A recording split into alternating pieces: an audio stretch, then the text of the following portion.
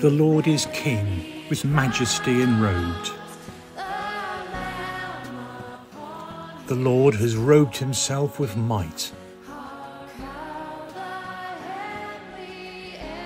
He has girdled himself with power.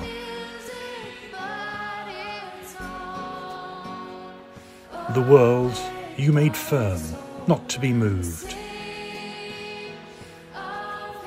Your throne has stood firm from old. From all eternity, O Lord, you are.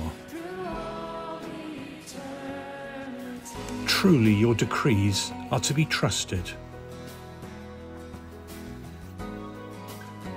Holiness is fitting to your house.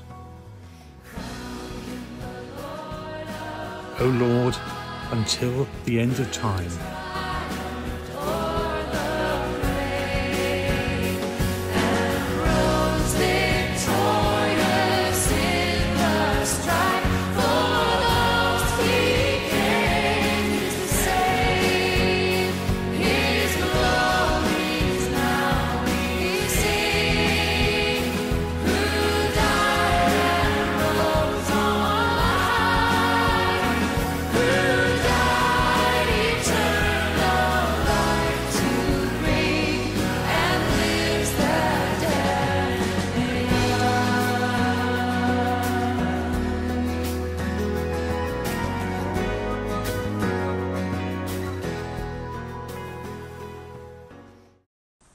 Hello, Monsignor Daniel McHugh, my reflection for the Solemnity of Christ the King. All who are on the side of truth, listen to my voice. Many people have been taken aback at the allegations made by the cricketer Azim Rafiq about racism at Yorkshire Cricket Club. I must admit I wasn't personally so surprised, though I was a bit shocked at the outburst last week of the person on the till at the store where I am shopping. It was to do with the high number of people coming across the channel, and this person assumed I would agree that it was terrible and they should be sent back. It was venom that concerned me. There was no attempt to discriminate between those who are asylum seekers and those who are refugees. Everyone who was an economic migrant should be thrown out. I know it is a very difficult area of policy, whichever way you look at things, but it doesn't fit at all with Catholic teaching. I am interested in the coverage so far of the American Bishops' Conference from the 15th to the 18th of November, where Archbishop Gomez of Los Angeles, president of the conference and a Spanish American, said, quote, "The belief expressed in the United States, founding documents that all men and women are created equal and endowed with sacred dignity and rights that must never be denied, is the American creed," he said.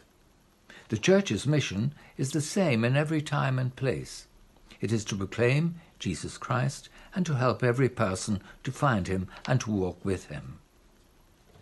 The Solemnity of Christ the King is one of our favourite feasts as we come to the end of the Church's year and look forward to being one with Christ in glory. The Gospel for Year B is from St. John chapter 18, where he answers Pilate, "Yes, I am a king. I was born for this. I came into the world for this, to bear witness to the truth, and all who are on the side of truth listen to my voice." And in answer to the question, who can expect to enter his kingdom, it is good to go back to Year A, where the Gospel is from St. Matthew chapter 25. We remember it well. Jesus speaks of all nations assembling before him. The King will say to those on his right hand, "Come, you whom my Father has blessed, take for your heritage the kingdom prepared for you since the foundation of the world. For I was hungry, and you gave me food. I was thirsty, and you gave me drink. I was a stranger, and you made me welcome. Naked, and you clothed me. Sick, and you visited me. In prison, and you came to see me." Then, in response to the question seeking to clarify when these things had happened, Jesus answered, "I tell you solemnly, insofar as you did this to one of the least of these brothers of mine, you did it to me." The challenge for us as we celebrate Christ the King is to take his truth to heart and to live and share it with the people in today's world.